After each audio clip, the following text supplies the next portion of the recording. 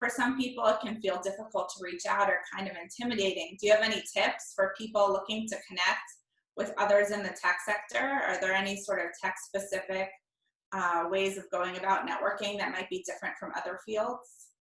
I can jump into that because I searched and got a job in tech twice, and then I've had people reach out to me with job offers just from networking. So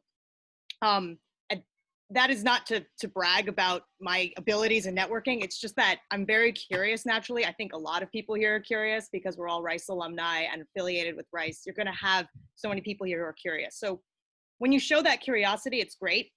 My recommendation is that you have to show that curiosity in a strategically structured way. So when you're looking into joining a tech company, you could probably bucket it into one of two places. You could either be at a big tech company, so your Googles, your Amazon, your Apples, etc., Netflix.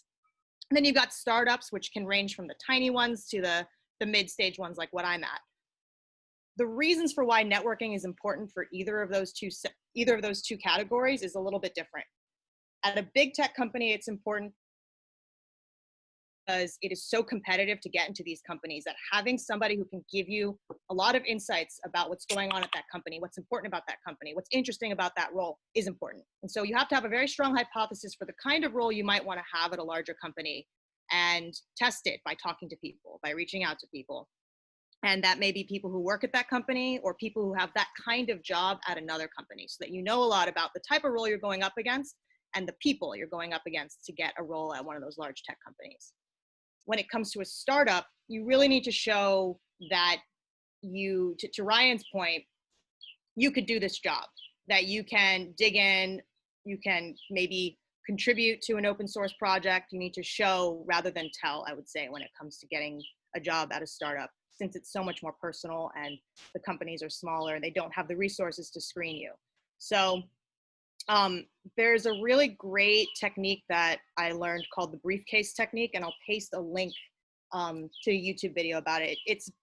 This video is a little more geared at negotiating your salary, but the point still stands. You basically want to show that you can do the job even before you go in. So as an example, my own personal example, working on Pokemon Go, a lot of the product managers who've gotten jobs at Niantic working on Pokemon Go since I joined were actually people who they wrote articles on Medium about how they would improve the product management structure at Niantic or what they would do strategically based on the fact that they loved the product. For me, I just played a ton of Pokemon Go. It was something I was naturally passionate about. It was an IP I was naturally passionate about. And I got the job pretty quickly in product marketing. And I later learned, because I'm friends with my coworkers now, that I differentiated myself on the basis of, one, being a strategic thinker, showing that I had that management consulting background and could think in that way. But I was also the highest who had interviewed for the job. So that sounds really absurd and funny, but the analogy to this is, no matter what job you're interviewing for, especially in the startup world, or if it's for a new innovative product at a larger company, you need to show that you love the product. And by doing that, you show that you love the company and you can do the job.